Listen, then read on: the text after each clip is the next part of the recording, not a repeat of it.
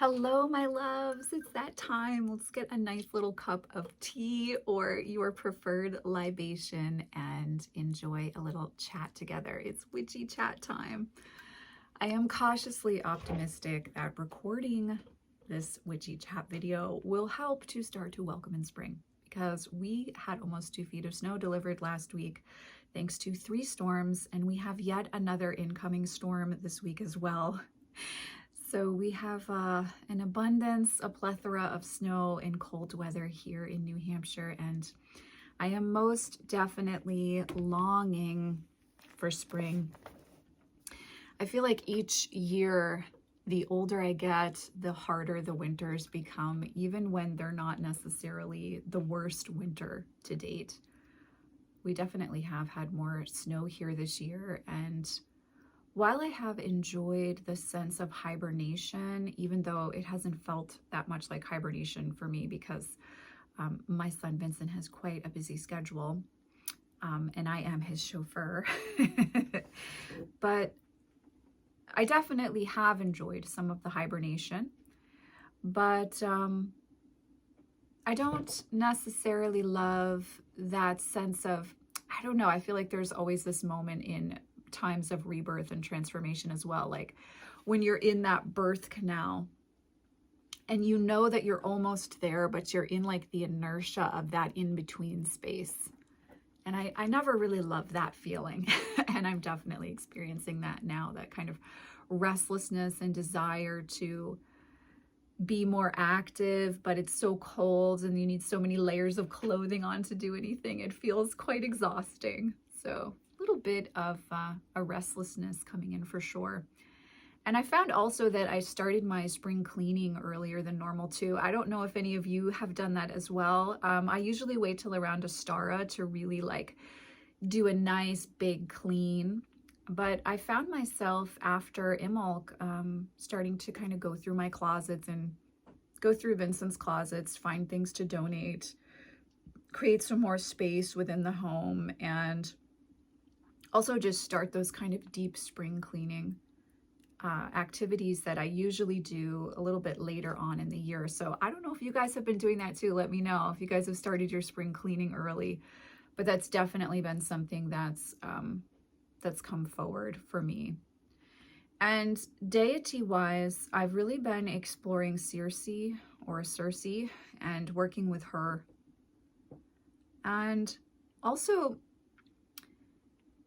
I've had Lilith and Babylon come forward pretty strongly in ways that have been quite profound for me. Babylon particularly has come forward over the last few weeks to really kind of bust down the doors of some old religious constraints that have still inwardly had a hold on me, even though I've done a lot of work on those things. But Babylon has really come forward quite powerfully to kind of push me out of my comfort zone with holding on to a way of maybe believing or thinking about myself and my physical experience, which has been really profound. It's been very powerful, but also not really very comfortable. And this brings me into the decks that I've been working with, because in alignment with Babylon and Lilith, I've been working with 3 decks daily in very powerful ways. And I do want to speak a little bit to that. And usually in my witchy chat videos, when I kind of update you guys on the journey and share the decks that I'm using, I have like 17 decks to share with you. I really don't today. And I really want to share the decks that I'm working with, and not just, you know, additional decks that I'm working with. I want to share the decks that I'm actually working with in daily practice, which are decks that you guys are already aware of. So this isn't going to be a surprising list, but it is a very profound list for me. Sorry about that, guys. I had to go get a little tissue and blow my nose there. Another joy of this winter has been all the colds that Vincent and I have had. So yeah, I really want to share what I'm actually using. And I do know it's a little bit of a boring list. I mean, I should say that I always share what I'm using, but I do try to leave TOV off of most of the lists because many of you know that TOV is my daily deck. It's my companion deck. But it is what I am using daily, and it has been very profoundly important and impactful for me. I feel like every month, every year, my relationship with this deck just reaches another layer. It's almost like falling down infinite like floors of a building, and each time you land in one floor and you think you've gone as far as you can go, the floor falls away and there's another level and there's another realm to explore. And I just really have been so deeply grateful to this triumvirate that I have of these 3 decks, and just how impactful and powerful they have been for me in my own healing journey at this time. Because like I said, Babylon has brought up some things for me to look at and to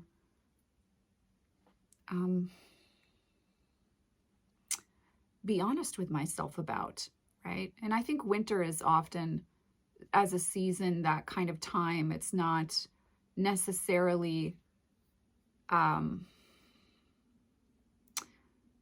easy, but we do a lot of work in the winter, internal work in the winter, that I think then really serves us well as we move into more, you know, outward expressions through other seasons of the year. So the trio that I have been working with is Tarot of Vampires and the Void Tarot. Both decks are, I believe, out of print, although there is going to be a re-release of this very soon. I will put the artist's Instagram and their website in the description box down below so you can explore Void Tarot purchasing options. TOV is currently out of print. I know some of you have been freaking out. They do this all the time. I'm sure it will come back into print. Hopefully you have a backup copy if you love the deck as much as I do. But if not, I'm sure it's going to come back into print again. TOV is pretty much an underground staple for those of us who are really reading tarot, because it's so powerful and there's so many layers to this deck. So both of these decks I do a daily draw in the morning with, and then at night I have been working with the, oh my God, I never remember the name of this, and I love this deck so much, the Cave of the Sybil Oracle by Tierra May. And I draw 1 card from this deck. This is my message and my work, my homework, because I give homework, but I also get homework. I promise you guys, if you've studied with me and you're like, you give me homework all the time, Racine, trust me, the goddess gives me homework too. Babylon or Lilith gives me homework with this at night. I really only work with this deck at night. It was created to be worked with at night. And so I draw 1 card and I meditate on the imagery. I look up the spell within the guidebook, and then I go into Journey with Babylon or Lilith by stepping into the imagery and engaging with the imagery. And so that's where I've been doing a lot. And I already have spilled wax on this deck, which any deck that's been OG, long-term, beloved of mine, I spill wax on. So she was anointed with wax the other night, and I was like, okay, you're clearly a staple now. But that is how I work with this deck. I do not use this deck in conjunction with other pulls. I do not pull from it during the day. I pull from it at night, and I journey with either Babylon or Lilith. Right now, it's Babylon. And it is a magical oracle deck that is meant to be worked with in alignment with the void and the dark feminine. It's not pretty. It's not easy. It's extremely fucking powerful though, and it will change you. You will grow if you work with this deck, but it does require commitment. And I'll show you a few images from TOV. I don't want to tease you too much if you don't have the deck, but this deck is what I like to call my husband deck because it is my best friend, my mate for life. We will share this journey intimately. It's the deck that I go to for the truth, the deck that I go to for conversations, the deck that I go to for magical workings, for invocation, for visualization, and to understand the heart of the matter. And that's Tarot of Vampires. So I draw from this every day.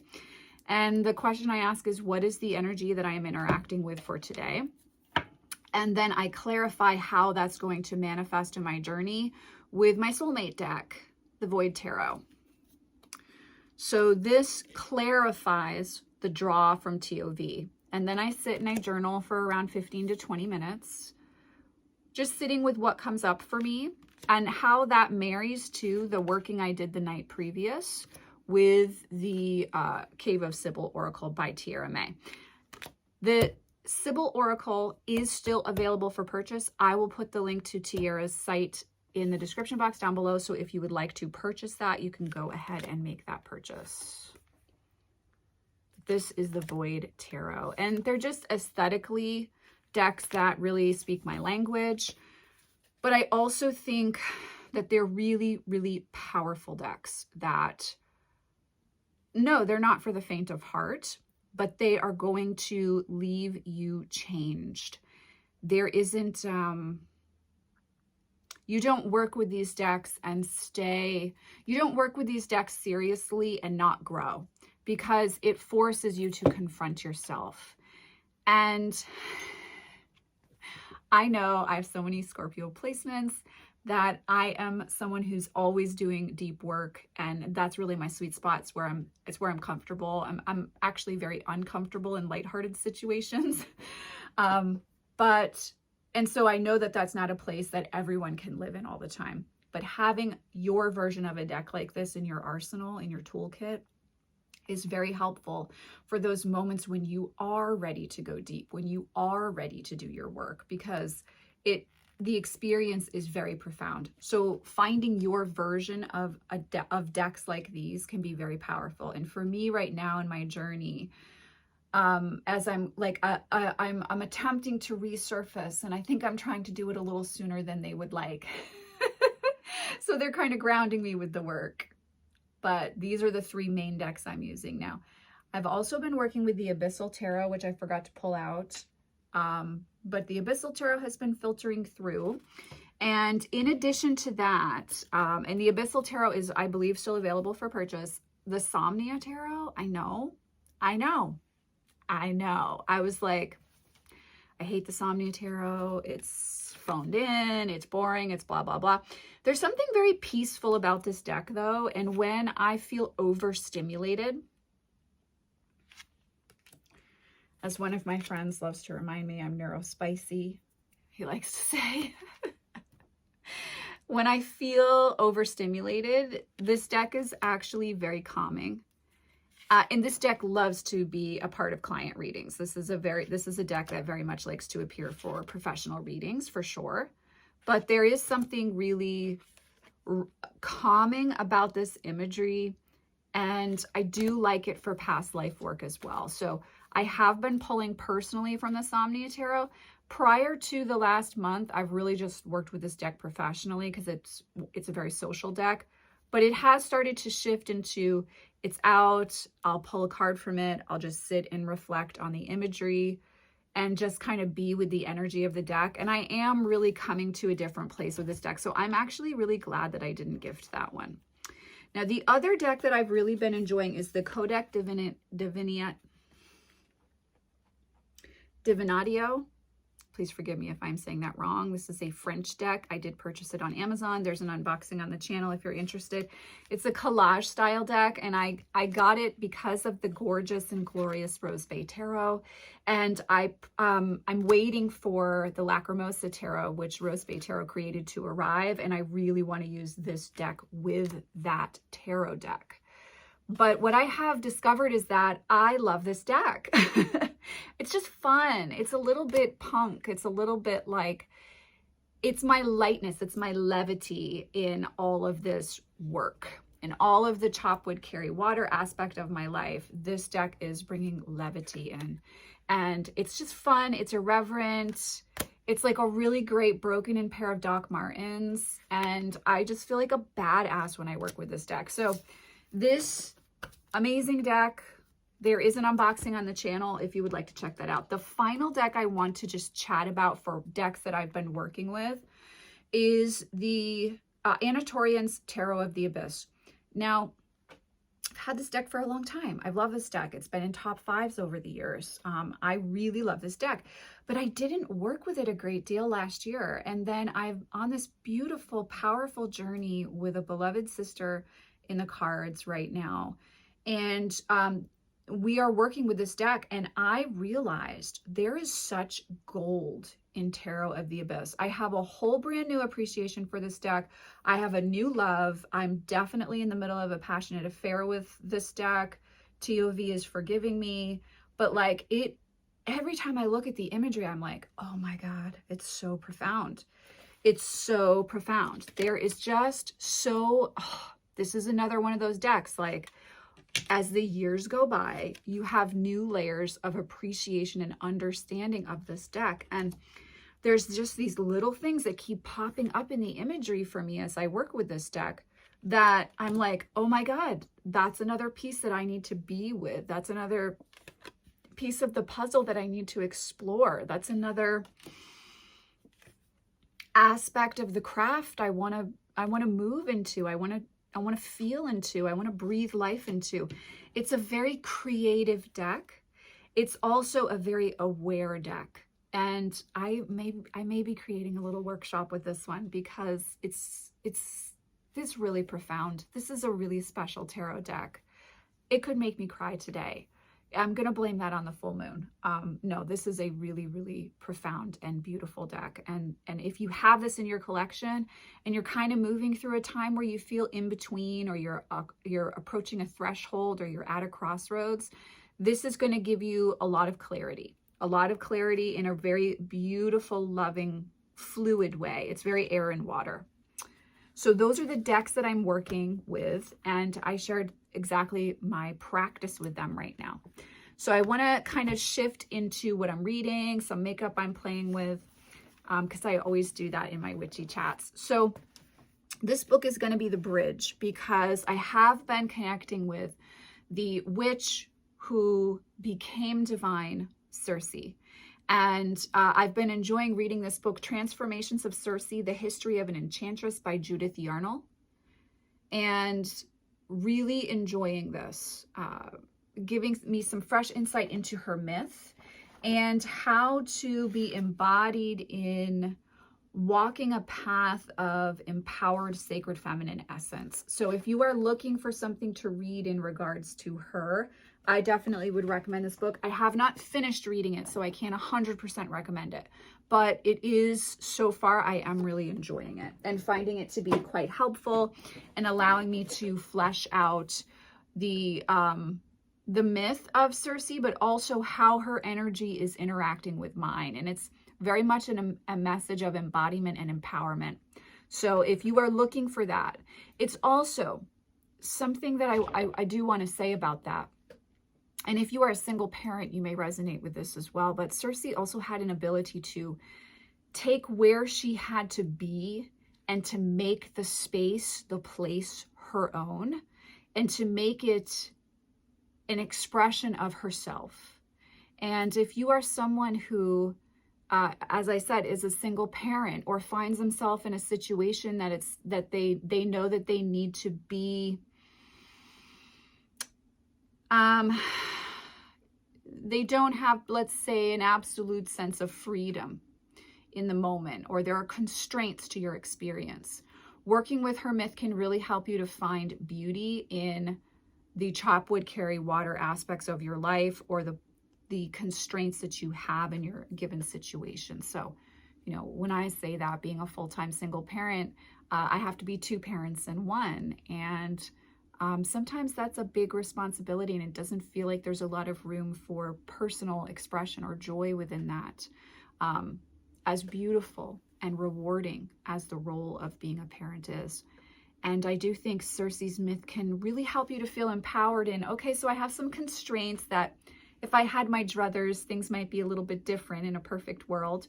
But how can I really breathe into being empowered in this experience just as it is? And her myth is really beautiful to work with that around. So if you're in a situation like that, or if you feel similarly to that, working with her can be really empowering. So moving from spiritually focused aspects of reading, I have been naughty and bought some books, but I'm always naughty and buy books. I'm always naughty and buy black dresses, and I'm always naughty and buy books. So I can't help myself. It's just too much fun. I'm gonna take a little sip of tea. So here is what I have been reading. I started reading the shipping news because I follow a booktuber who has this as part of her book club. Her first name is Anna. I will try to remember to put the link to her channel down below, but I kind of was like, oh, I feel like doing a book club. I think I'm going to read this with them for February. So I've started reading The Shipping News by E. Annie Proulx. There was a movie made out of this, from this book, I believe in the late 90s or early 90s. And it is about a third-rate newspaperman and how he has to move back home and confront some of his demons with his family. So it's intriguing so far, but I'm honestly not super far in. I think I'm only like 7 pages in. I just started it the other night. So The Shipping News. And then these 3 books I'm about to start reading. I know a great deal about World War II. If you've been following the channel for a long time, you know that I have a little obsession with history, particularly American history when it comes to the Second World War in Vietnam. But I recently was schooled that I don't have a lot of education around World War I. And so I purchased Nick Lloyd's The Western Front from, it says, A History of the Great War, 1914 to 1918. And so I'm intrigued to understand a little bit more about World War I. So this covers the Western Front, and then he has the next installment, the Eastern Front, I think is going to be available in March, perhaps, or maybe May. But it is coming this spring. So my hope is to be able to give this a read and educate myself a little bit better. And then I have 2 Gothic horror books that just came out that I purchased, which I'm really excited to sink my teeth into. I started reading Victorian Psycho already, and it's quite delicious. It's quite authentically old school Gothic horror. It's really enjoyable, and I will read you guys these. Winifred Naughty arrives at Ensor House prepared to play the perfect governess. She'll dutifully tutor her charges, Drusilla and Andrew, tell them bedtime stories, and only joke about eating children. But long, listless days spent within the estate's dreary confines come with an intimate knowledge of the perversions and pathetic preoccupations of the Pounds family. Mr. Pounds can't keep his eyes off Winifred's chest, and Mrs. Pounds takes a sickly pleasure in punishing Winifred for her husband's wandering gaze. Compounded with her disdain for the entitled Pounds children, Winifred finds herself struggling at every turn to stifle the violent compulsions of her past. French tutoring and needlework are one way to pass the time, as is admiring the ugly portraits in the gallery and creeping across the moonlit lawns. Patience. Winifred must have patience, for Christmas is coming, and she has very special gifts planned for the dear souls of Ensor House. Brimming with sardonic wit and culminating in a shocking conclusion, Victorian Psycho plunges readers into the chilling mind of an iconic new literary psychopath. So I'm very excited for this one. It, so far, having started it, reminds me of T. Kingfisher's Poe retellings. And the feel of those novels, like they're very atmospheric. This has started out very atmospheric. So, and plus, I mean, the cover, like, come on, it's gorgeous. So the other book that I purchased is At the Bottom of the Garden, also a Gothic horror book. So it says, Clara Woods is a killer and perfectly fine with it too. So what if she takes a couple of lives to make her own a little bit better? At the bottom of her garden is a flower bed long overgrown, where her late husband rests in peace, or so she's always thought. Then the girls arrive. Lily and Violet are her nieces, recently orphaned after their affluent parents died on an ill-fated anniversary trip. In accordance with their parents' will, the sisters are to go to their closest relative, who happens to be Clara.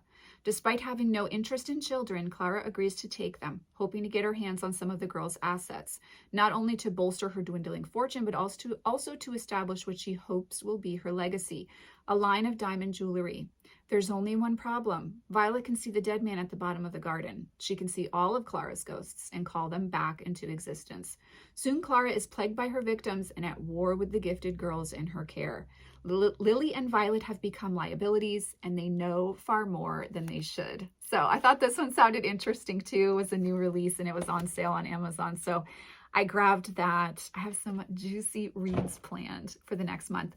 And I do hope to be posting to my book channel this channel gets first priority as always, but I am hoping to post some reviews and kind of chats about these books there. But those are the books that I'm reading right now.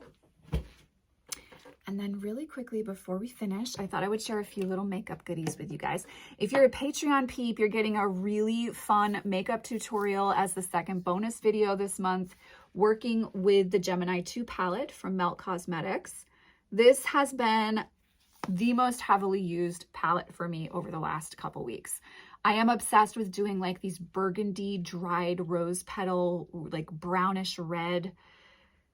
Yeah, kind of like dried dead flower color theme. Very grungy, very ominous, kind of Victorian murder-esque vibes. It goes along with my books pretty well. So I've been using this palette constantly. This is Melt Cosmetics Gemini 2 palette. Yeah, look at those colors, guys. But this color is what I have on today, which is called Lovesick. And then I really like to mix these three colors and to use this in the crease. Beautiful, beautiful colors together. So this is a palette I've been using a lot. Then I made a mistake and I decided to try Rituel de Fille.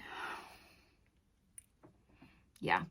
So I have been working with their Creature of Light Full Face Serum Illuminator in Glowing Creature. This stuff is amazing. Prior to this, I was in love with Melt's Sex Foil line, which is illuminizing. You know, you put it on before your foundation and it's supposed to give you this nice glow, nice beachy little, or like haunted manor glow if you're me, because you don't want to look like you've been laying in the sun all day necessarily. But this trumps it. I hate to say it because I love Melt Cosmetics, but this full face serum illuminator is off the chain. It's insane. It's absolutely gorgeous. Rituel de Fille, you knocked it out of the park. I don't really believe in clean makeup. We'll talk about that in the bonus video for Patreon peeps this month, because I could talk for about 30 minutes about it. I've worked in the makeup industry. Clean makeup is a farce, but I do like this line. I do like the Rituel de Fille line in general. The other thing that I wanted to share with you guys is Rituel de Fille's Black Orb Kohl eyeliner in the color Iron. And this is on my lids today as well. It's my base. It's that kind of dried rose petal, dead flower, burgundy tone. I really, really, really love it. And so I've been using that with the Gemini 2 palette a lot. And then I am wearing this color on my lips today as well. This is Black Moon Cosmetics Deranged. You can tell we have a color theme going here. This kind of burgundy, deep, dark, you know, dried blood red color is just where it's at for me right now. So this is one that I have been wearing a great deal. And candle-wise, I'm still burning the same candles that I talked about in a recent video. So I didn't pull them out to share them because I have them lit over on my kitchen counter. But Book and Reverie's Swamp Witch, October Occult's Nosferatu, and Witch City Wicks Holy Grounds I've been burning constantly. I'm in the middle of a little petrichor obsession. So that's what's been igniting my spark as we move through the winter months. This time of year is always the hardest for me. So if you struggle as well, please know I am thinking of you. You are not alone. We will move through this time together, and it will be warmer out. The days will be longer before we know it. And we'll feel more energized and inspired and less tired. But sometimes we need to be tired because rest is important too. So if you need rest right now, I hope you are taking advantage of it. Let me know what decks you guys are using to move through the winter months. If it's winter where you are, I am sending you guys, as always, oceans of love. And you know I will see you in the next video. Take care.